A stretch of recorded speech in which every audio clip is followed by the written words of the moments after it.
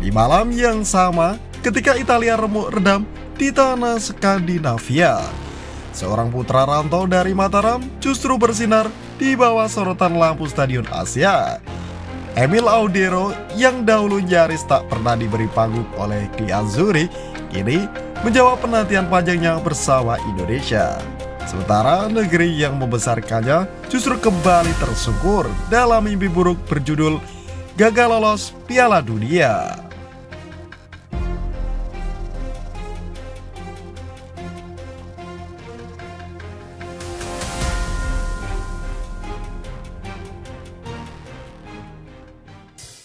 Kekalahan telak di Oslo awal yang menyakitkan. Timnas Italia harus menerima kenyataan pahit dalam langkah awal mereka menuju Piala Dunia 2026. Bertanding di Uleval Stadion, Oslo pada Sabtu dini hari 7 Juni 2025, Gli Azzurri dibungkam oleh Norwegia dengan skor mencolok 0-3 pada laga ketiga grup 1 kualifikasi Piala Dunia 2026. 3 gol tuan rumah dicetak oleh Alexander Sørloth, Antonio Nusa, dan sang bintang utama Erling Haaland.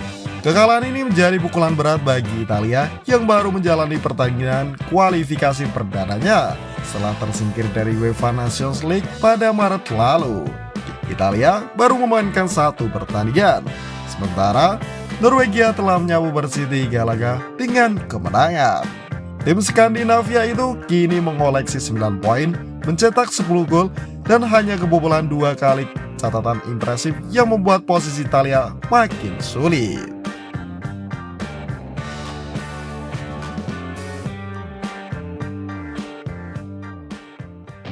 Harapan masih ada, tapi jalannya berliku. Secara matematis, peluang Italia belum tertutup.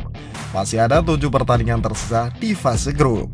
Namun dengan performa Norwegia yang impresif dan konsisten, Italia tak hanya harus meraih kemenangan di semua laga, tapi juga berharap Norwegia terpleset 1 atau 2 kali. Hanya juara grup yang otomatis lolos ke Piala Dunia 2026. Jika Italia mampu mengalahkan Norwegia pada pertemuan berikutnya di kandang, kedua tim bisa saja memiliki poin sama. Namun selisih gol akan menjadi faktor krusial. Karena itu, defisit gol yang saat ini terjadi akibat 1 laga saja sudah menjadi beban tersendiri bagi pasukan Luciano Spalletti.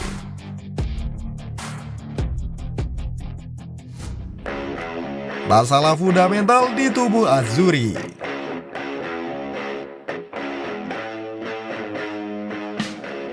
Kekalahan dari Norwegia memperlihatkan sejumlah persoalan dasar di tubuh timnas Italia. Lini belakang terlihat rapuh dalam menghadapi kecepatan dan determinasi serangan Norwegia. Di lini depan, Italia gagal menciptakan peluang bersih dan tampil tumpul sepanjang laga. Kini Spalletti harus segera melakukan evaluasi cepat. Dengan jadwal padat dan tekanan yang meningkat, tidak ada ruang untuk kesalahan. Terlebih pada laga-laga melawan tim-tim seperti Israel dan Moldova.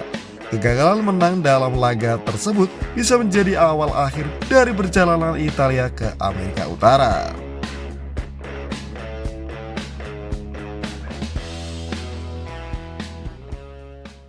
Bayang-bayang kegagalan masa lalu.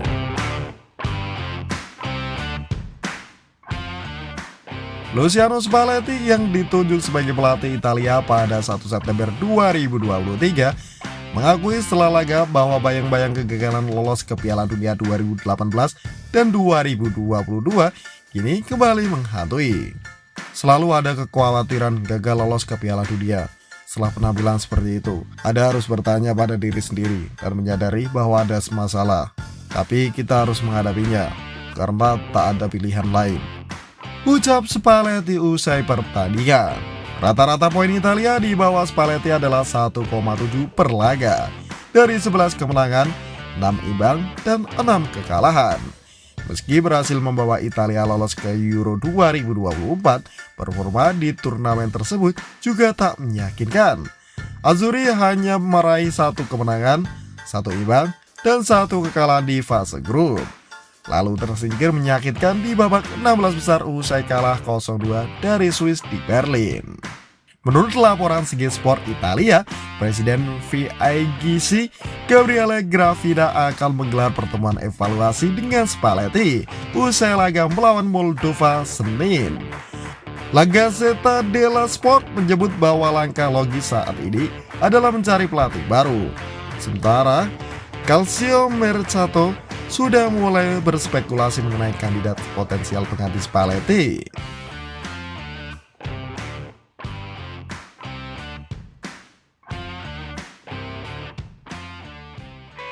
Emi Laudero bersinar untuk Indonesia, sebuah kontras menyayat. Di hari yang sama, ketika Italia dibungkam oleh Norwegia, dunia mencatat sebuah ironi mencolok.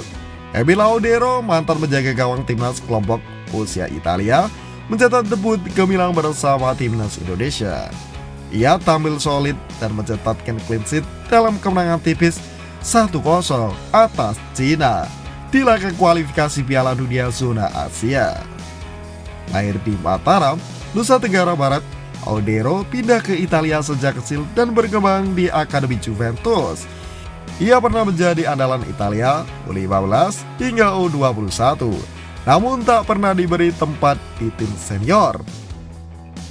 Lelah menunggu kesempatan yang tak kunjung datang, Laudero memilih jalan berbeda, membela tanah kelahiran dan darahnya Indonesia. Keputusan itu sempat dipertanyakan, tapi jawaban Laudero kini nyata. Ia tampil matang, sigap, dan menciptakan penyelamatan krusial di menit akhir yang memastikan kemenangan Garuda.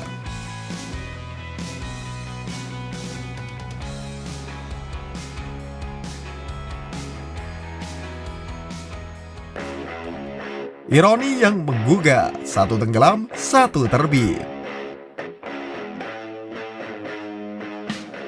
Ketika gawang Italia jebol 3 kali di Oslo, Laudero menjaga gawang Indonesia tetap perawan di tengah tekanan.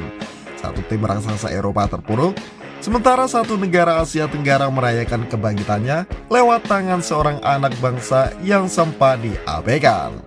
Cerita ini bukan sekadar soal sepak bola, ini soal harapan tentang bagaimana tempat yang memberi kepercayaan akan selalu mendapat lebih dari sekadar bakat. Sementara Italia mencari arah dan kehilangan identitas, Indonesia menemukan bintang baru yang akhirnya bersinar di langit sendiri.